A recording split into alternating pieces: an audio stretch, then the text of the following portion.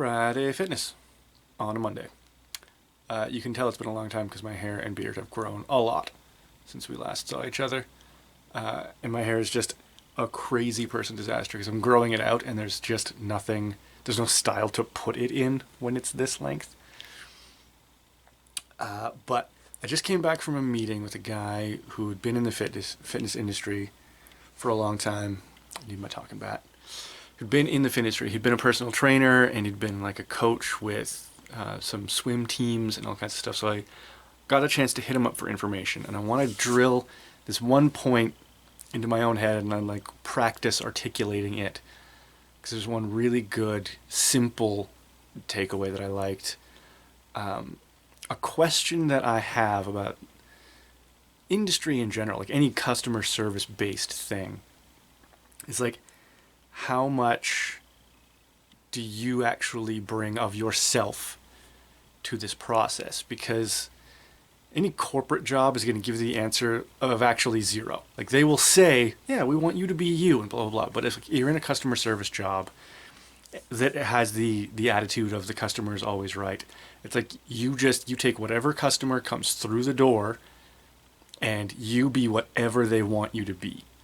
Is the typical corporate answer, and I think the opposite of that is just like the unflinching. Like if you came to me, you want my services, I will give you what I give you.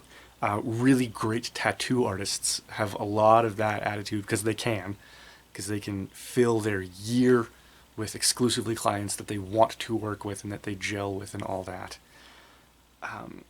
And I struggle between those two extremes because I think obviously you should be receiving people where they're at and meeting their needs and yada yada yada. At the same time, I'm also aware that like there are just people that you don't gel with and will not gel with, and so it just doesn't matter if you're right or wrong. They're gonna have a bad customer service experience with you regardless.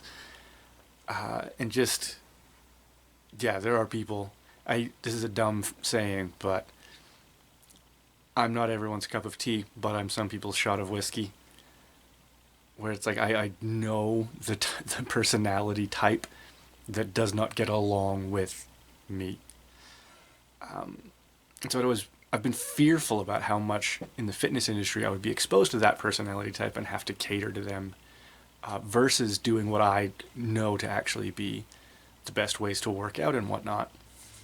And the guy I was talking to made this great point that it's better to scare someone off first meeting than to play along for as long as you can hack it and then have the relationship go bad.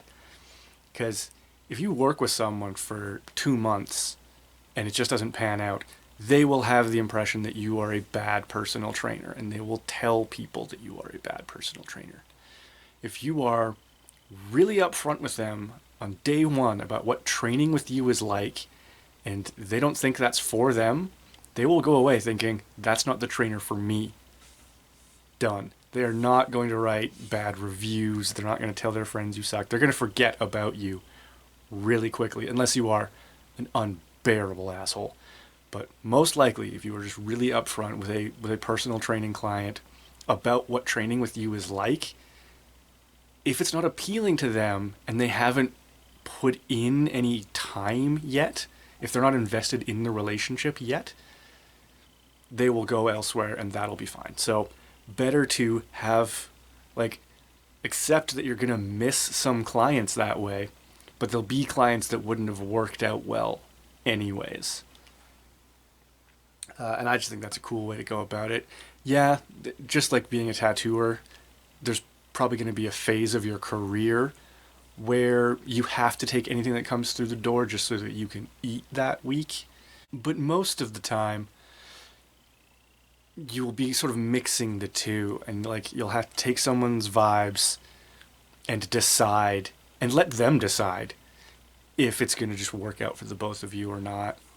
And that's of course in a like one-on-one personal training situation. Still don't quite know what to do about the people who won't like me at a group fitness studio. And just other takeaways from the meeting. I won't try and list them off here now. I'll cut this one short and then make a smarter video in the future. But I really wanted to like talk through that point so that it would stick with me and so that I could get it off the tip of my tongue and think about the other things that were said. So yeah, Friday Fitness. Get a haircut.